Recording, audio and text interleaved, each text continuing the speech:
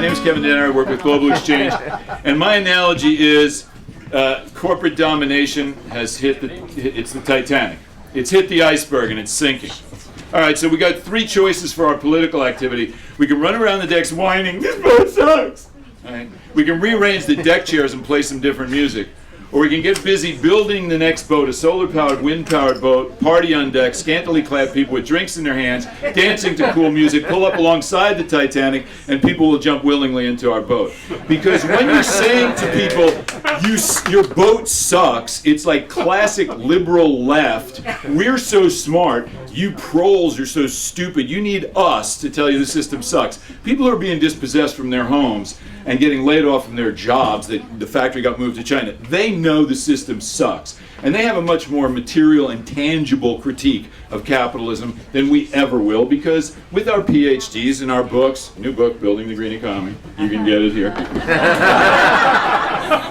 Slight plug.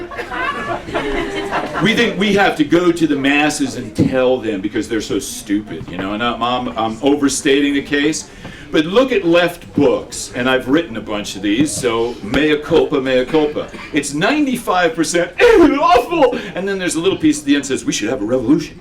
Yeah, that's nice, but could you give me some details, like step A, step B, you know? So what we try to focus on is creating the alternative. So Global Exchange does reality tours to about 30, 40 countries. We do 25 group trips a year to Venezuela. Very interesting thing happened in Venezuela. Yeah, Hugo Chavez is a big mouth and all. Forget that. That's the media presentation of Venezuela. It's the only oil country where the wealth is getting down to the grassroots, with all grassroots organizing and local health clinics and literacy campaigns. People whip out their constitution and say, here's my constitution. This is my protection. Do you know how many articles are in your U.S. Constitution? No, you don't. I do. You want me to quote them for you? That's something going on that would be good if we could have it happen here. Our Constitution's being destroyed, on the other hand, right? So in all these books I read about the World Bank, the IMF, the WTO, I finally realized, wait, what's the opposite? What's the antithesis of the transnational corporation? Because that's the problem institution. And what are its key characteristics? It's not rooted in place. It has no patriotism to any specific geography. It's not green. It just systematically destroys the environment, and it's not democratically structured, right? So the opposite is the locally controlled green economy. It doesn't guarantee a democratic economy, but a little hardware store, a guy like Cole Hardware, Rick Karp, the guy who owns it, I can get access to him, say, Rick, you're dumping garbage out in the alley, you shouldn't do that. Home Depot, you got to mount a 3-year campaign. Global Exchange, Rainforest Action Network, Greenpeace. We had to demonstrate, get the intercom going. Attention, Home Depot shoppers, you are buying virgin hardwood, forests are being destroyed. They're like, what the hell? Call the cops, get these people out of here. We know what the problems are, as Susan said. We have dissected. It's like, how many corporate exploiters can dance on the head of a pin? Enough of those books already. Let's build institutions that can create platforms like the World Social Forum, where people can come together. So about 7 years ago, we started the Green Festivals. It's Global Exchange and Co-op America, two non-profit organizations. We create the criteria for entry, which companies will be allowed to buy a booth. Burt's Bees, really good company. For years, they had a booth. They got bought by Clorox, making their money off poison. Sorry, Burt's Bees, you're out of the event. You can't come in. So the nonprofits create the filter structure, the value structure, triple bottom line. Yeah, you got to be financially sustainable. We usually call it profit, but you have to have a social justice element and an environmental restoration. Not conservation or protection, but restoration, because we've screwed so much in nature already. We got to restore it for future generations, for our grandchildren. So out of the Green Festivals, now 7 years, we're in San Francisco, Chicago, Washington, D.C., and Seattle. San Francisco show last November, we had 41,000 people come through the door. So if you could organize a demonstration and be guaranteed to have 41,000 people come out in the street and actually pay you money to organize it, I think that'd be pretty cool, right? You know, it's a self-sustaining event that creates a platform where the environmental groups, the green companies, the radicals like us can all come together and do a trade show and a conference together. The trade show pays for it. So at the gate, it's only 10 or 15 bucks to get in. Ride your bike, you get $5 off. You're an elder, you're a youth, it's free. Show a union card, you get in free. You have a youth group, you want 1,000 tickets and sell them for 15 bucks each, and you keep all the money. Yeah, tickets, because you want to pack the place. If the main source of revenue is selling booths to green companies, they want to see a packed house, right?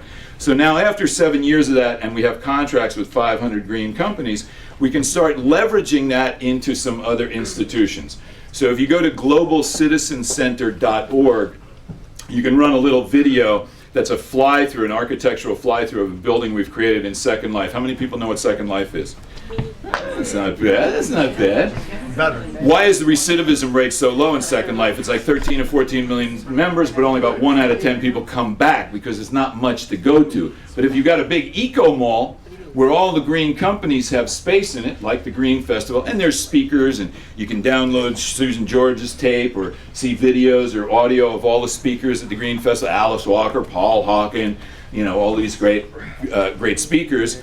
And you can have phone conferences. Now when you have a phone conference, you only have audio, you don't have visual. In Second Life, your avatars sit around a table when I want to talk. I have my avatar put his hand up. Oh, Kevin wants to talk. His avatar's got his hand up. You can throw spreadsheets up on the screens. You can throw up websites, videos. You can run videos on the screens, right? And we're going to charge companies for a year rent in that three-dimensional building what they pay for 1 weekend at the Green Festival, right? So, and we already have contracts with them, so hopefully they'll trust us.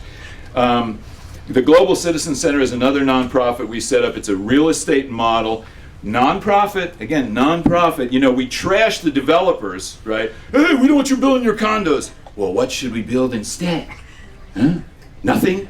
Oh, you don't want to raise rents? Don't do anything. Yeah, throw trash in the street, right, if you don't want to raise rents. So what we're proposing to the city has 9 properties, 9 surplus properties that are owned by the school board.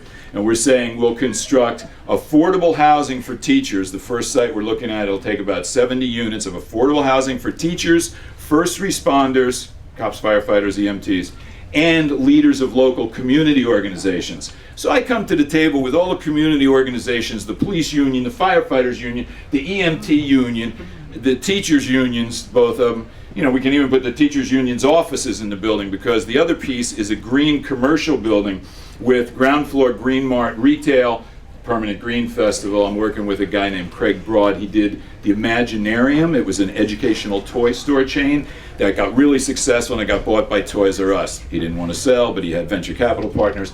So we've learned from these enterprises how not to make mistakes, how to keep it nonprofit control, bring in private money, but the private money is in a subordinate political position. And they do it because they realize the green economy is the next economy. There's counter-cyclical effect, because as the environment gets destroyed, the profitability and the jobs being created by the green economy go up in direct inverse relationship to the environment being destroyed. Where's all the smart money going? Renewable energy, green building materials, water conservation and purification, et cetera, et cetera. So if you create platforms like a downtown retail, city department of the environment offices, environmental organization offices, global exchange, rainforest action network, whatever, eco gym where the stationary bicycles and rowing machines generate electricity and recharge the electric cars, the rechargeable electric cars. So our cars are now off the grid. And I know highway suck, cars suck. Yeah, right. But there's a transition. You don't go from A to Z. You got to go through some stages, right? So if you create an apartment building with 70 apartments and 38 parking spaces, and it's all through car share, a zip car, or somebody like that, nobody has to own their own individual car. We own them as a collectivity, and we recharge them at night by getting on that stationary bicycle and working off some of that fat, right, that we acquired during the day. Terraces growing food, youth groups growing food on the terraces, so you're serving locally grown in the building food in the restaurant. You can say to people, you want to go pick your salad? You want to meet the youth group that grew that lettuce and carrots and stuff like that? All the technology exists. All that's needed is the political will of the people in power. So our approach to the city government is, look, we can either do this big, green, cool building, provide affordable housing for teachers. We have teachers in the school system here who drive 2 hours from the Central Valley to come to work. My 2 daughters both went through the system. It's stupid because the housing prices are high and the wages of city workers are low. So teachers, first responders, community group leaders, and favor the ones who work right in that neighborhood. So they walk to work. They don't even have to ride the bus. But this property we're going after, it's right on a BART station and 2 major bus lines. So it's very valuable. But state law says school board owned land can't just go on the commercial market. It has to first be offered to government agencies and nonprofits. Hey. Or the alternative is you can try to sell it to some private condo developer, and because we're already wired in the community, because we've been in that neighborhood for 20 years now, it's a big drug-infested prostitution neighborhood, but it's actually very cool. There's a lot of street life going on, and, you know, people focus on the negative, but it's very diverse, great food, great events, radical groups. So any commercial condo developer tries to develop it, ain't gonna happen. We can stop you. If we can stop the WTO in Seattle, we can certainly stop one property developer. That neighborhood has had 50 development projects, commercial condos, stopped by radical political groups on the street. So we have the power in our hands. I would argue that the biggest obstacle we face is not Bush or imperialism or capitalism, it's the cult of powerlessness. It's that voice in our heads, oh, Kevin, yeah, I like that idea, but we can't do it. Shut up, get a helmet, you know? Life's rough, get a helmet, you know? Enough whining. The only wine we should be dealing with is this kind of wine, the kind that gets you to, so think. I'm going to throw out an idea to you, and some of you will be able to detect, if you were intellectually self-critical enough, you will detect a voice in your head saying, oh Christ, that'll never work. It's going to. I want to vaccinate your brain against that voice, and I want you to instead say, how would we make that happen? And here's the idea. The United States government, the empire, has over 700 military bases outside the United States. Let's develop a global movement to convert them to eco-development centers. Yes, Susan. It's her idea, it's not my idea, right? So if you hate it, tell her. But think, countries like Italy, that new base that the U.S. military is trying to build, people in Italy don't want it. My wife, Medea Benjamin, was over there speaking at a protest. They're bringing me over in May to speak out against it. They don't want it, right? We don't want to spend money on that, but if it was promoting things like organic agriculture, renewable energy, green building materials, biofuels, not corn ethanol, but real biofuels from waste, from restaurants. San Francisco city government has a law now that the Public Utility Commission is going to go around the restaurants and collect for free the waste grease. Right? The law in San Francisco now prohibits restaurants from using styrofoam takeout containers. Okay, so if we create an eco-industrial park that's making biodegradable takeout containers, it's just some mush and a stamping process. That's light industry, it doesn't take a lot of capital. So I had a meeting the other day with a guy who owns 7 acres of industrial land out in the poor part of town. He doesn't know what to do with it. So I gave him about a 20-slide PowerPoint presentation on let's create an eco-industrial park with a training facility so the youth in that area are getting trained. It turns out that there are financial institutions that have tax-deductible treasury bond kind of money to foster green training for urban inner-city underserved youth. And you can get cheap debt to build a building if it's got a training component. I'll take that money. Anytime you can go to a property developer and say, I can get you free money, I can get you below market rate debt, they go, really? Yeah? Like $100 million? Yeah. Like serious, oh. So if you bring your land into the deal, which is worth $20 million, let's say the project's a $100 million project, I can go out to the investors and say, I already raised the first $20 million. I got the land, I got site control. Because when you go and try and raise money for real estate, that's the first question the serious money guys always ask you. Do you have site control? No? Come back to me when you got site control. So my pitch to this guy was, give me a month.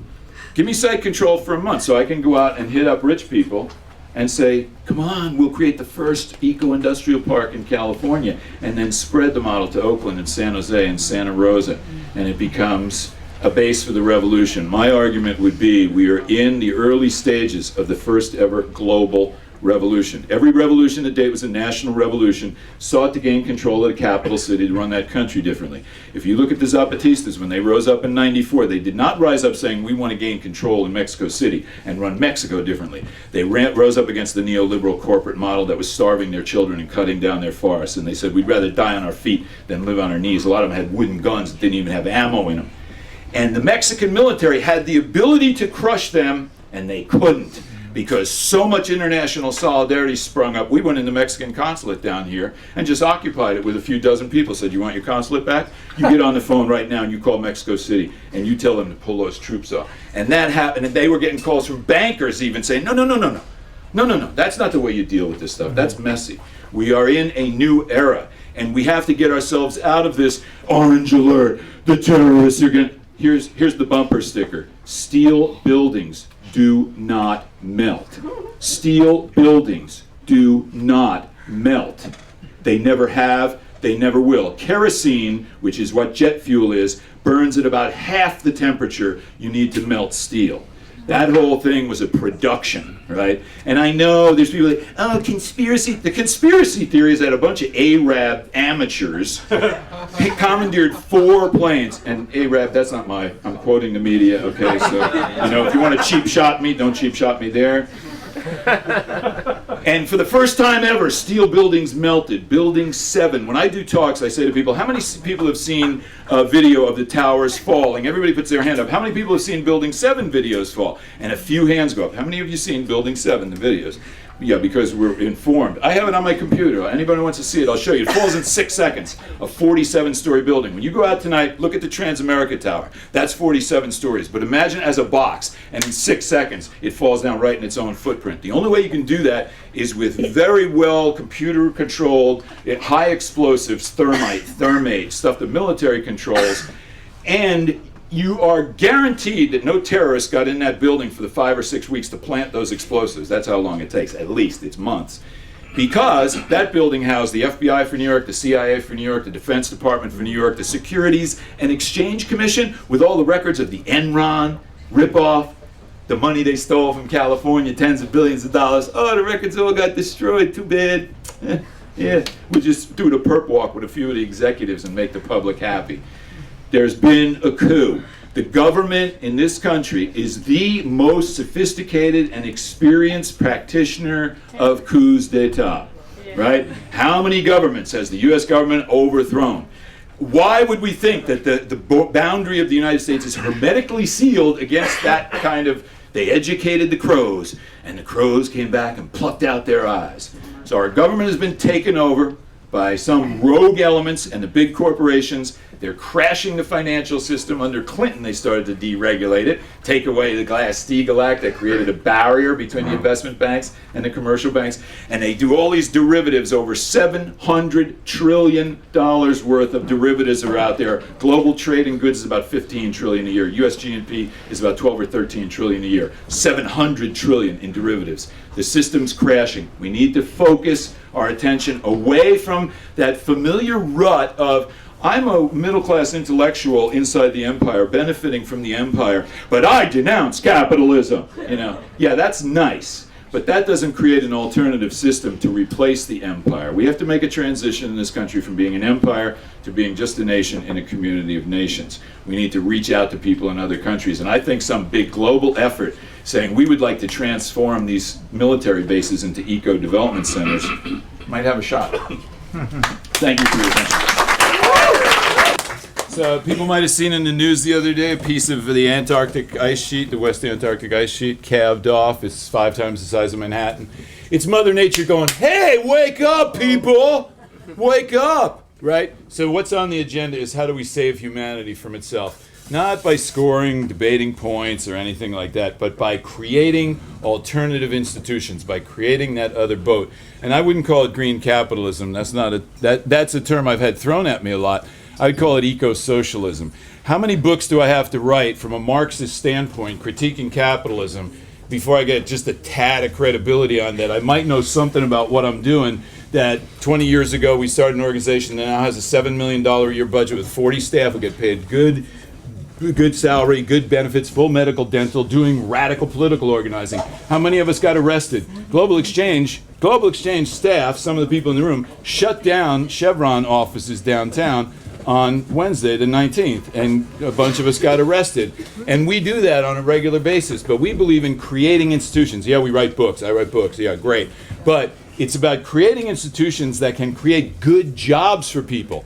If 2 of us go into a neighborhood and Masumi is offering a great intellectual critique of corporate domination, and I'm offering good green jobs at 15 to 20 bucks an hour with full medical dental, who are people going to flock to? Okay? You can't pay rent with ideology is great, analysis is great. Obviously, I'm an intellectual. But if you're not walking on those two legs, intellectual activist, activist intellectual, if you don't put your ass out on the street once in a while, preferably with an organization that's behind you, then I think we got to be self-critical, very self-critical in this. Yes, there's been abatement. The chlorofluorocarbons, easy for me to say, were reduced by the Montreal Protocols. A great success.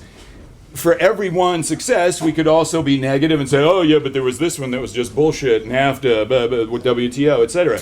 It's a terrain of struggle, and those agreements are products of struggle, just as institutions are in constitutions and every piece of legislation. We can't let the perfect be the enemy of the good.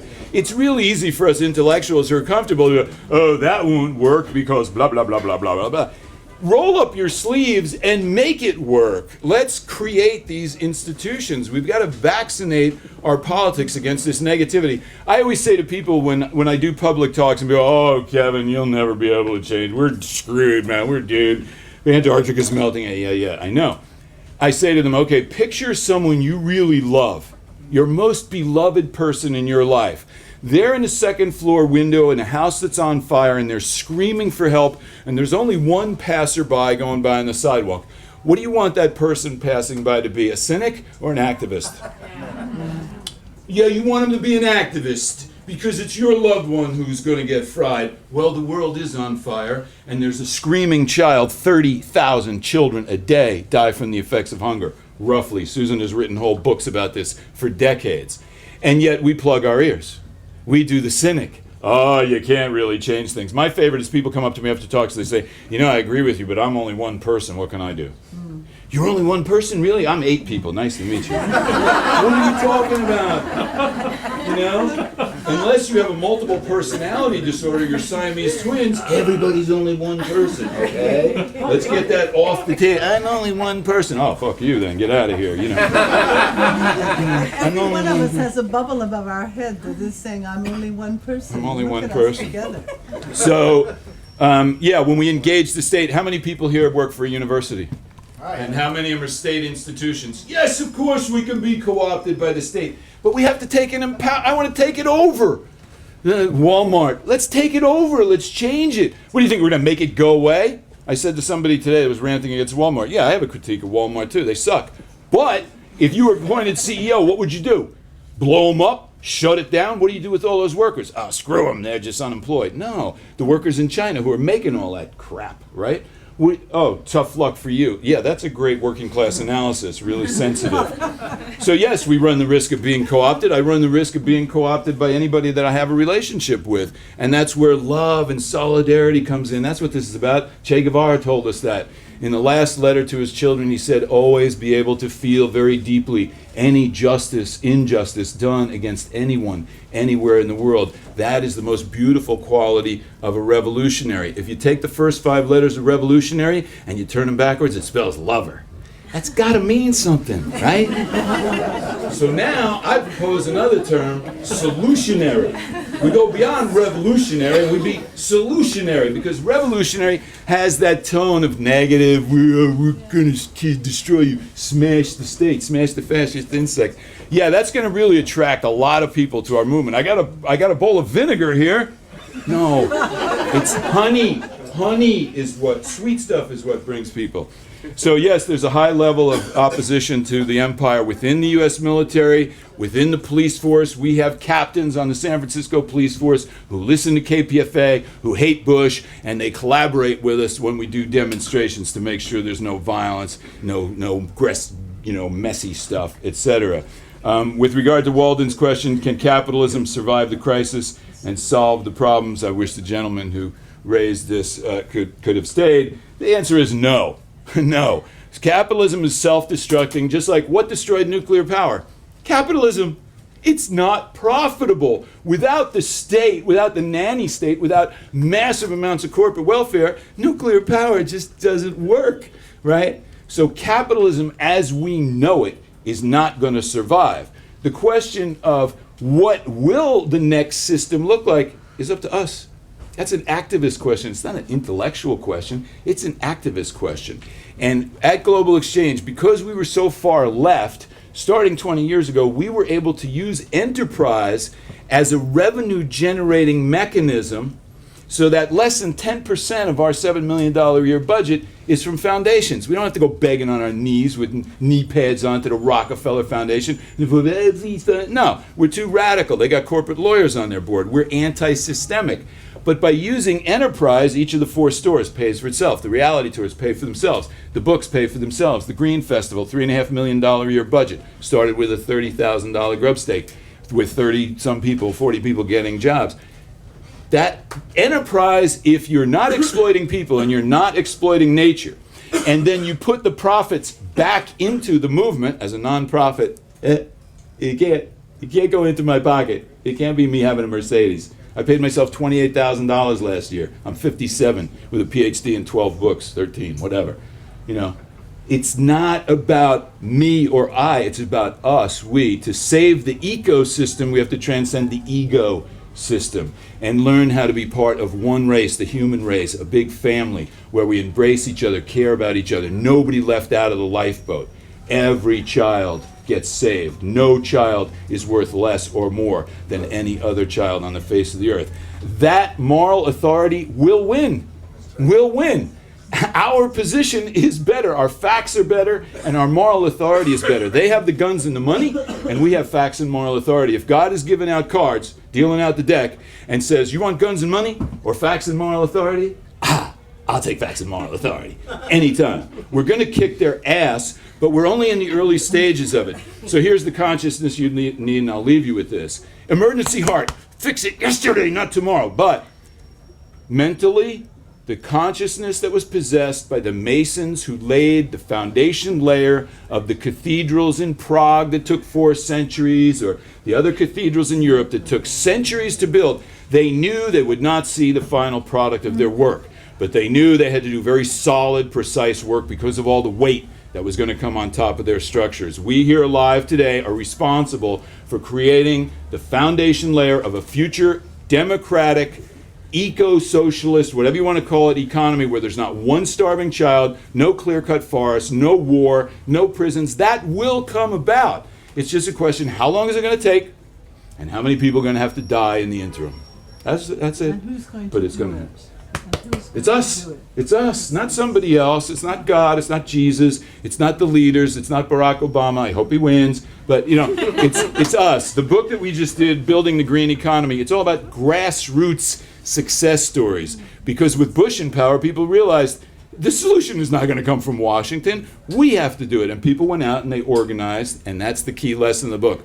Organize, organize, organize. That's what it's about. Thank you very much.